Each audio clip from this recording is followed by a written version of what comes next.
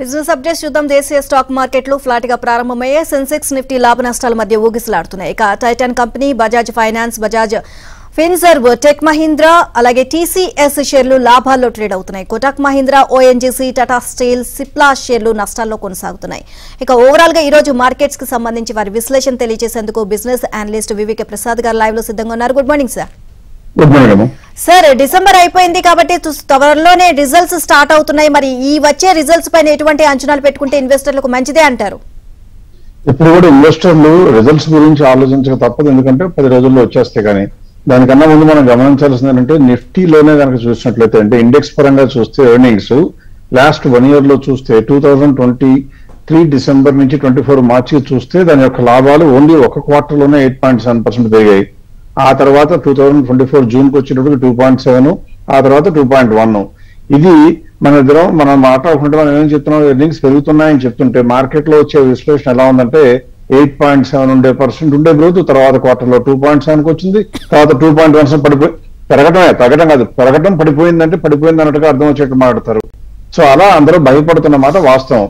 అయితే ఇక్కడ గమనించాల్సింది ఏంటంటే ఆర్బీఐ గవర్నర్ గారు, అంటే మనందరికన్నా ఎక్కువ నాలెడ్జి, ఎక్కువ హోల్డ్ ఉన్నటువంటి వ్యక్తి, ఆయన మాట్లాడింది ఏంటంటే ఇండియాలో కన్స్యూమర్ కాన్ఫిడెన్స్ బాగుంది, బిజినెస్ కాన్ఫిడెన్స్ బాగుంది, కాబట్టి మా లెక్క ప్రకారం జీడిపి బాగుంటుంది అన్నారు. అందువల్ల హెల్దీగానే ఉంటుందని ఎక్స్పెక్ట్ చేయాలి. అట్లాగే ఇంకొకళ్ళు ఇలా చెప్పినా కానీ మనలాగా తగ్గుతుంది అనుకునే వాళ్ళు భయపడే వాళ్ళు ఒకళ్ళు, ఇంకొకళ్ళు మనకి సంబంధం లేని యుఎస్ లో ఫెడ్ రేట్ ఇంకా తగ్గదంట, కాబట్టి ఇంకా మార్కెట్ కి సపోర్ట్ రాదంట అని చెప్పేవాళ్ళు ఇంకొంతమంది. ఇలా రకరకాల కారణాలు ఉన్న ఇప్పుడు మనం ఒకటి గమనించాల్సింది ఏంటంటే, ఎప్పుడూ కూడా ఇండియాకి పెద్ద ఆస్తి ఏంటి అంటే మానవ వనరులు, అంటే హ్యూమన్ రిసోర్సెస్ బ్రహ్మాండంగా ఉన్నప్పుడు చైనాతో పోటీ పడి మనం గూడ్స్ ఎక్స్పోర్ట్ చేయడానికి కష్టపడుతున్నాం. కానీ అది మాన్యువల్ గా మనకి ఎక్స్పోర్ట్స్ చూస్తే మాత్రం ఈ హ్యూమన్ రిసోర్స్ లో సర్వీసెస్ ఇండస్ట్రీ బ్రహ్మాండంగా ఉంది. ఆ ఇండస్ట్రీనే చూస్తే ఈ సంవత్సరంలో చూస్తే డిసెంబర్ లో ఆ పిఎంఐ అంటే పర్చేసింగ్ మేనేజర్స్ ఇండెక్స్ అంటారు, అది చూస్తే దాదాపుగా 60.4 దాకా వచ్చింది. అది 60.8 వరకు. అది ఎంతవరకు పెరిగిందా అంటే దానికి ముందు నెలలో చూస్తేనేమో అది కేవలం 58.4% ఉండేది. పైగా ఇది 41 నెలలుగా పెరుగుతూ వస్తుంది. అన్నిటికన్నా ప్రధానంగా ఎందుకు వాళ్ళు చెప్తున్నానంటే, సర్వీసెస్ ఇండస్ట్రీ ఫస్ట్ టైం ఇండియాలో ఉన్న ఎక్స్పోర్ట్స్ చూస్తే గూడ్స్ ఎక్స్పోర్ట్స్ కన్నా కూడా ఎక్కువ సర్వీసెస్ ఎక్స్పోర్ట్స్ వచ్చాయి. అంటే మన బలం సర్వీసెస్ ఎక్స్పోర్ట్స్. మన బలం కనుక పైకి వస్తే మనకు దెబ్బతింటానికి అవకాశం తక్కువ. అందువల్ల ఎట్టి పరిస్థితుల్లో కూడా ఎవరు భయపడక్కర్లేదు. పైగా నిన్నగాక మొన్న గోల్డ్మెన్ సాక్స్ అనే అంతర్జాతీయ సంస్థలు డిక్లేర్ చేసినటువంటి రిపోర్ట్ ప్రకారం ఏంటంటే, ఎమర్జింగ్ కంట్రీస్ అన్నింటిలో కూడా ఇండియాకి బ్రహ్మాండమైన స్కోప్ ఉంది, favourite destination of the country అని చెప్తుంది. ఇప్పుడు ఇంకో ఏదైనా మనం దానికి డిస్కషన్ చేయబోయే ముందు ఒక్కసారి నేను నా స్క్రీన్ షేర్ చేసి ఇన్వెస్టర్స్ అందరినీ గ్రాఫ్ చూడాల్సిందిగా రిక్వెస్ట్ చేస్తున్నాను. ఇక్కడ కనుక చూసినట్లయితే జులై 2018 నుంచి నేను దాదాపుగా నవంబర్ 24 వరకు గ్రాఫ్ చూపిస్తున్నాను. అందులో బ్లూ కలర్ లో ఉన్నదేమో సర్వీసెస్ ఎక్స్పోర్ట్స్, అది చూడండి స్టడీగా పెరుగుతూ వస్తుంది. గూడ్స్ ఎక్స్పోర్ట్స్ మాత్రం ఒకసారి పెరగడం ఒకసారి తగ్గడం జరుగుతుంది, కానీ సర్వీసెస్ మాత్రం పెరుగుతూనే వస్తుంది. అంటే ఇండియాలో ఎక్స్పోర్ట్స్ లో సర్వీసెస్ లో వచ్చే గ్రోత్ సస్టైనబుల్ అని కనుక్కోవాలి. అందువల్ల రాబోయే రోజుల్లో ఏమాత్రం కంగారు పడవలసిన అవసరం లేదని నా నమ్మకం. అండ్ సార్, మీరు తరచుగా చెప్పే మాట ఆస్తి క్రియేట్ చేయాలి అంటే మిడ్ క్యాప్స్ ఉపయోగపడతాయని, ఆస్తి నిలబెట్టుకోవాలి అంటే లార్జ్ క్యాప్ అని, ఈ రెండింటి మధ్యన ఉన్న పోటీ వాతావరణంలో 2025 సంవత్సరంలో ఏవి బాగా పెరిగే అవకాశాలు ఉన్నాయని చెప్పొచ్చు సార్? ఎప్పుడు కూడా మీరు చెప్పిన మాట 100కి 100 రూపాయలు వాస్తవం. నేను తరచుగా చెప్తా ఉంటాను, ఆస్తి క్రియేట్ చేసుకోవాలంటే మిడ్ క్యాప్స్ కొనుక్కుని ఇన్వెస్ట్ చేసుకోవడం మంచిది. అలా కాకుండా మీరు రిటైర్ అయిపోయి మీకున్న ఆస్తిని పదివేపరుచుకోవాలి అనుకుంటే కనుక లార్జ్ క్యాప్ లో ఉండాలని చెప్తాను. ఇప్పుడు నేను ఏం చేస్తానంటే ఇంకొకసారి నా స్క్రీన్ మీద ఒక గ్రాఫ్ ని ప్రజెంట్ చేస్తున్నాను. అంటే నేను చెప్పే మాట ఊరికే నోటి మాట, నువ్వు ఒకదంపుడా లేక నిజమైన వాస్తవం ఉందా అని చూపించడానికి వీలుగా ఈ గ్రాఫ్ చూస్తే ఇందులో గ్రీన్ కలర్ లో మీకు కనపడుతున్న లైన్ కనుక నోటీస్ చేసినట్లయితే అది ఏమి సూచిస్తుందంటే 0 కన్నా పైన ఉందంటే ఆ సమయంలో 1 year లో చూస్తే కనుక మిడ్ క్యాప్ నిఫ్టీ కన్నా బ్రహ్మాండంగా పెరిగిందని అర్థం.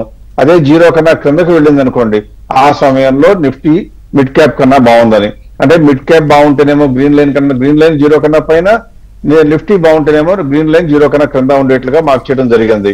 ఇప్పుడు మీరు చూస్తే 4 బ్లాక్లు వేస్తే మొదట్లో మిడ్ క్యాప్ బాగుంది, ఆ తర్వాత మీరు చూస్తే 2011 నుంచి 2014 వరకు నిఫ్టీ బాగుంది, ఆ తర్వాత మళ్ళీ మిడ్ క్యాప్ బాగుంది, ఆ తర్వాత మళ్ళీ నిఫ్టీ బాగుంది, ఆ తర్వాత మళ్ళీ మిడ్ క్యాప్ బాగుంది. అంటే దీని ప్రకారం నెక్స్ట్ రాబోయే బ్లాక్ ఎలా ఉంటుందని నేను అడగక్కర్లా, మీరే చెప్తారు.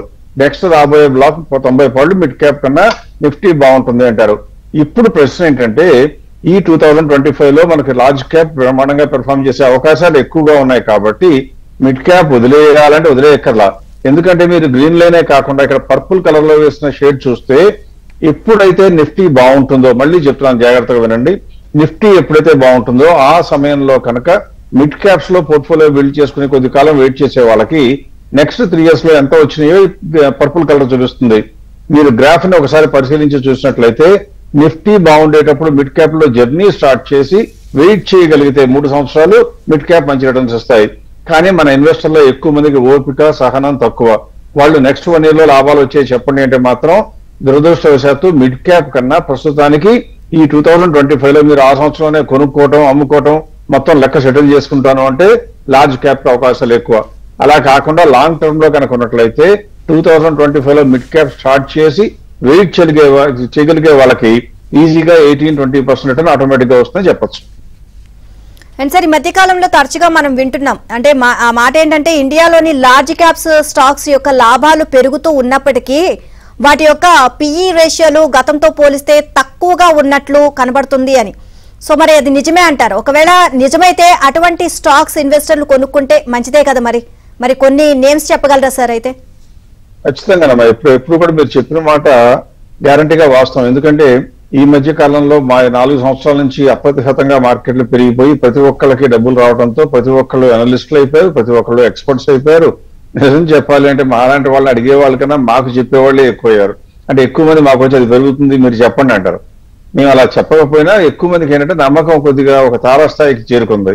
ఆ తారాస్థాయికి చేరుకున్నప్పుడు జరిగే ప్రమాదాలు ఏంటంటే ఆ విపరీతమైన ఓవర్ కాన్ఫిడెన్స్ ఉన్నప్పుడు తప్పిదాలు చేస్తారు. తప్పిదాలు చేస్తే దాని ఫలితం ఈ 1 సంవత్సరం కాదు, రాబోయే 4-5 ఏళ్ళు ఉంటుంది. వీళ్ళు ఆ డిప్రెస్డ్ గా మిగతా వాళ్ళందరికీ మాట్లాడి మార్కెట్ లోకి రాబోయే వాళ్ళని కూడా ఆపుతారు. అంటే నేను చేసిన తప్పుకి నేను బలైపోతే ఒక రకం, ప్రజలను కూడా భయభ్రాంతులు చేయడం, అంటే అసలు ఇది ఎవరికి కొరుకుడు పడని పదార్థం అన్నట్టుగా చెప్తూ ఉంటారు. అలా ఉండకూడదు. మనం ఇప్పుడు ఏం చేస్తానంటే నేను యాక్చువల్ గా ప్రతిసారి నేను కొద్దిగా గొప్ప నా పర్సనల్ వ్యూ కాకపోయినా మా అనలిటికల్ అప్రోచ్ ప్రకారం చెప్తూ ఉంటే ఒక మార్గం. ఇప్పుడు ఏం చేస్తానంటే ప్రజలందరూ ఎన్నుకున్న మార్గం ప్రకారమే చూస్తే మీరు చెప్పినటువంటి సారాంశం ఏంటి, లార్జ్ క్యాప్ షేర్లకి పిఈ రేషియోలు తగ్గుతున్నాయి, లాభాలు పెరుగుతున్నాయి కూడా అన్నారు. అందులో అన్ని కాకపోయినా కొన్ని విషయాల్లో వాస్తవమే. నేను ఇప్పుడు ఏం చేస్తానంటే ఇన్వెస్టర్ల కోసం ఒక స్లైడ్ ప్రజెంట్ చేస్తున్నాను. ఇందులో నేను చూపిస్తుంది ఏంటంటే ప్రస్తుతం ఉన్నటువంటి పరిస్థితుల్లో నిఫ్టీలో ఉన్న కంపెనీలు లాభాలు పెంచుకున్నాయా లేదా చూడాలి ఒకటి. తర్వాత వాటి పిఈ రేషియో మీరు చెప్పినట్టుగా తగ్గిందో లేదో కూడా చూడాలి. అందుకే మీరు చూస్తే ఫర్ ఎగ్జాంపుల్ యాక్సిస్ బ్యాంక్ గురించే కనుక చూపిస్తున్నట్లయితే టీటీఎం ఈపీఎస్ అంటే లేటెస్ట్ గా వచ్చిన సెప్టెంబర్ లో ఉన్న వరకు చూస్తే దాని యొక్క ఎర్నింగ్స్ ఎంత ఉన్నాయి, 90 రూపీస్ ఉంది. దాని పక్కన కాలం 3 సంవత్సరాల క్రితం ఎంత ఉందని చూస్తే 24 ఉంది. అంటే ఈపీఎస్ పెరిగింది. కాబట్టి మీరు చెప్పిన మాట వాస్తవం యాక్సిస్ బ్యాంక్ లో. అలాగే IndusInd bank, Kotak Mahindra bank, Trent, Asian paints, Maruti అని ఉన్నాయి ఆ కంపెనీలన్నిటికీ కూడా. ఆ తర్వాత 3వ కాలం అయిపోయినాక 4వ కాలం చూస్తే పిఈ రేషియో ప్రస్తుతం ఎంత ఉందో చూశాను. యాక్సిస్ బ్యాంక్ కి ప్రస్తుతం ఎంత ఉంది, 12 పిఈ రేషియో ఉంది. 3 సంవత్సరాల క్రితం అదే కంపెనీకి పిఈ రేషియో ఎంత ఉంది, 23. 5 సంవత్సరాల క్రితం చూస్తే ఎంత ఉంది, 35 ఉంది. అంటే దాని ప్రకారం మీరు చెప్పిన దానికి పర్ఫెక్ట్ గా ఫిట్ అయినటువంటివి. మా యొక్క పర్సనల్ అనాలిసిస్, మా కంపెనీ అనాలిసిస్ కాకుండా ప్రజలు చెప్తున్నటువంటి మాట, మార్కెట్ లో వచ్చిన మాట అన్నమాట.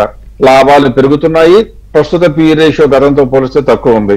ఇది నాకేంటి ఉపయోగం అంటే గతంలో ఉన్న పిఈ రేషియో మళ్ళీ క్యాప్చర్ చేస్తే ఎంత పెరగడానికి అవకాశం ఉందో మీరే లెక్కేయచ్చు, నన్ను కూడా అడగక్కర్లేదు. అందువల్ల నేను లాస్ట్ లో రైట్ హ్యాండ్ సైడ్ చివరిలో కాలం ఏం వేస్తానంటే గ్యాప్. అంటే గతంలో ఉన్న పిఈ రేషియోలో 3-5 సంవత్సరాల్లో ఏది తక్కువ ఉంటే అదే తీసుకుందాం. దాని ప్రకారం లెక్కేస్తే కూడా యాక్సిస్ బ్యాంక్ ఇప్పుడున్న రేట్ల ప్రకారం, ఇప్పుడున్న పర్ఫార్మెన్స్ ప్రకారం చూస్తే 92% పెరగాలి. అయితే రాబోయే క్వార్టర్లో దెబ్బతింది అనుకోండి, ఈ పర్సంటేజ్ మళ్ళీ మార్చుకుంటారు మీరైనా. కానీ గుర్తుంచుకోవాల్సింది ఏంటంటే గతంలో ఉన్న వైభవం మళ్ళీ కంపెనీలకు వస్తే ఇంత బ్రహ్మాండంగా పెరగడానికి ఛాన్స్ ఉంటుంది. ఇప్పుడు మీకు స్క్రీన్ మీద కనబడే కంపెనీలన్నీ చూసుకుంటే మీకే నిఫ్టీలో ఉన్న కంపెనీలో ఏవి పెరగడానికి ఛాన్స్ ఉన్నాయో, ఎంత మేర పెరగడానికి ఛాన్స్ ఉన్నాయో గత చరిత్ర పునరావృతం అయితే చాలు, ఇంకేం గొప్పగా అవ్వక్కర్లేదు. ఎంతవరకు పెరగచ్చో కనపడుతుంది. ఒకవేళ మీలో ఎవరైనా చూడటానికి సమయం చాలలేదు అనుకుంటే ఈ వీడియో మీరు ఎలాగో కూడా ఏవిఎన్ ఆంధ్రజ్యోతి యూట్యూబ్ లో కూడా పెడుతుంది కాబట్టి అందులో చూసుకుంటే మీకు అలాగే ఉంటాయి. కాబట్టి కంగారు పడవలసిన అవసరం లేదు. ఇవాళే ఇమ్మటే కొనుక్కోవాల్సిన పని లేకపోయినా మీకు రాబోయే రోజుల్లో పెరిగే షేర్లు నిఫ్టీలో కనపడుతున్నాయి. అండ్ సార్, నిఫ్టీ 500 ఇండెక్స్ ని బ్రాడ్ బేస్డ్ ఇండెక్స్ గా చెప్తూ ఉంటారు కదా. ఇప్పుడు మీరు చెప్పినలాగానే దాన్ని ఇప్పుడు అనాలిసిస్ చేస్తే ఆ ఇండెక్స్ లో ఉన్న స్టాక్స్ లో ఏవైనా మంచివి కనబడుతున్నాయా సార్? ఖచ్చితంగా అందులో కూడా ఉంటాయమ్మా. కాకపోతే ఏంటంటే నిఫ్టీలోనేమో ఓన్లీ 50 షేర్స్ ఉంటే మనకు దాదాపుగా 11 షేర్లు వచ్చినాయి. అంటే దాదాపుగా 20% కంపెనీలు మంచి అట్రాక్టివ్ గా కనపడుతున్నాయి. దురదృష్టవశాత్తు నేను ఇంతకు ముందు కూడా చెప్పాను, మిడ్ క్యాప్ కన్నా కూడా లార్జ్ క్యాప్ అవకాశం ఎక్కువ ఉందని చెప్పాను. పాపులర్ బిలీఫ్ ప్రకారం చూస్తే, అంటే వాళ్ళకున్న లిమిటెడ్ అనాలిసిస్ అలా చూస్తే కనుక. అలాగే నేను ఏం చేశానంటే ఇప్పుడు నిఫ్టీ 500 లో కూడా చూడటం జరిగింది. అందులో ఎన్ని కంపెనీలు ఉన్నాయని చూస్తే ఇన్ని లేకపోయినా దాదాపుగా 35-40 కంపెనీలు, అంటే 500 కంపెనీలు ఇండెక్స్ లో దాదాపు 6-7% మాత్రమే ఉన్నాయి. అంటే ప్రజల్లో ఉన్న ఫీలింగ్ ప్రకారం ఎక్కువ mid cap stocks already over price అనే దానికి అర్థం అన్నా వచ్చింది, లేదా మిడ్ క్యాప్ లో లార్జ్ క్యాప్ లో వస్తున్నటువంటి ప్రాఫిట్ పెరగడం లేదని కూడా తెలుస్తుంది. కాబట్టి మిడ్ క్యాప్ మీద దృష్టి మరల్చవలసిన వ్యక్తులు ఎవరు? లాంగ్ టర్మ్ పర్స్పెక్టివ్ లేని వాళ్ళు. మిడ్ క్యాప్ మీద దృష్టి పెట్టవలసిన వాళ్ళు ఎవరు? లాంగ్ టర్మ్ పర్స్పెక్టివ్ 3-4 ఏళ్ళైనా సరే ఆ మిడ్ క్యాప్ స్టాక్స్ లో ఉంటాం అనుకునే వాళ్ళు. వాళ్ళందరి కోసం నేను ఏం చేస్తున్నానంటే, అంటే 1 year లో ట్రేడింగ్ చేద్దాం అనుకున్న వాళ్ళ కోసం ప్రధానంగా ఈ రోజు చూపిస్తున్నాను. ఇందులో చూస్తే ఇదే పరిస్థితి నేను ఏం చేశానంటే మిడ్ క్యాప్ లో కూడా రన్ చేసి చూస్తే ఈ కంపెనీలన్నీ కనపండి సేమ్ అనాలిసిస్. అంటే ప్రస్తుత కాలంలో లాభాలు పెరిగిన కంపెనీలు, గతంతో పోలిస్తేనేమో పిఈ రేషియో ఎక్స్పాండ్ కాని కంపెనీలు. లాభాలు పెరుగుతుంటే పిఈ రేషియో పెరగటం అనేది సర్వసాధారణం మార్కెట్ లో. అలా జరగకపోతే ప్రకృతి సూత్రానికి విరుద్ధం, అది ఎక్కువ రోజులు నిలబడదు, ఖచ్చితంగా పెరగాలి లెక్క ప్రకారం. కాబట్టి ఇందులో ఉన్న కంపెనీలు చూస్తే 3M నుంచి క్యాన్ఫిన్ హోమ్స్ దాకా ఒక 10 కంపెనీలు దాదాపు ఇక్కడ ప్రజెంట్ చేశాను. ఆ తర్వాత ఇంకో కొన్ని కంపెనీలు ఇద్దాం అనుకుని చూస్తే సిఎట్ దగ్గర నుంచి మొదలుపెట్టి నారాయణ హృదయాలయ దాకా చూపించగలిగాను. ఆ తర్వాత ఆఖరిగా చూడాలంటే ఒలెక్ట్రా గ్రీన్ టెక్, మన హైదరాబాద్ బేస్డ్ కంపెనీ కూడా, అక్కడి నుంచి మొదలు పెడితే యూకో బ్యాంక్ వరకు ఇన్ని కంపెనీలు, అంటే దాదాపుగా 30-35 కంపెనీలు నిఫ్టీ 500 లో కలిసి ఉండి లాభాలు పెంచుకుంటూ గతంలో ఉన్న పిఈ రేషియో కొన్నా కూడా తక్కువ ట్రేడ్ అవుతున్నాయి. కాబట్టి మీకు తెలిసిన సూత్రాల ప్రకారం మేము చెప్పే కాదు, ఇన్వెస్టర్లకు తెలిసిన సూత్రాల ప్రకారం కూడా ఇవి పెరగడానికి అవకాశం ఉన్నాయని భావించదగిన షేర్లు.